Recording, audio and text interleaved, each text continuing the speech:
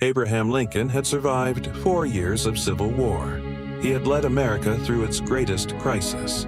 On the morning of April 14, 1865, he believed the future finally looked bright. He laughed with friends. He made plans for the future. And by the next morning, America's greatest president would be gone. Stay until the end, because Lincoln's final hours contain moments that most history books barely mention. And if you love true presidential history, subscribe for more powerful stories every week. Just 5 days earlier, General Robert E. Lee had surrendered, signaling that the Civil War was coming to an end. For the first time in years, Lincoln looked relaxed. That morning, he met with his cabinet, not to discuss war, but peace. He spoke about rebuilding the nation with compassion instead of revenge. He wanted the country to heal, not just survive. Later that afternoon, Lincoln and his wife, Mary Todd Lincoln, enjoyed a carriage ride through Washington. Witnesses noticed how happy he seemed. Lincoln even talked about traveling after leaving the White House.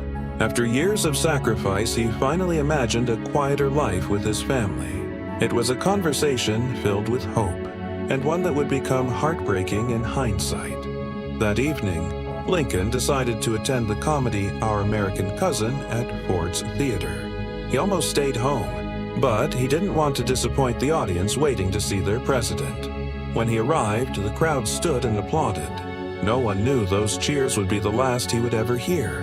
During the performance, John Wilkes Booth entered the presidential box and attacked Lincoln. Panic swept through the theater. Doctors rushed to help and carried the president across the street to the Peterson house.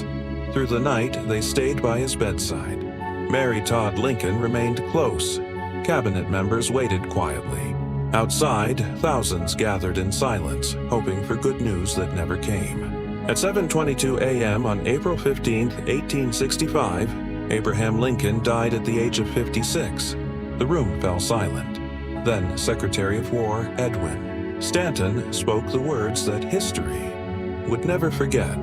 Now he belongs to the ages. Across America, church bells rang. Businesses closed. Families wept. A nation that had just celebrated peace was now mourning the man who helped preserve it. More than 160 years later, Abraham Lincoln is still remembered not only for his leadership, but for his humility, courage, and compassion. His final 24 hours remind us that history can change in a single day, but true character can inspire generations. If you enjoyed this story, subscribe for more unforgettable moments from presidential history. Thanks for watching.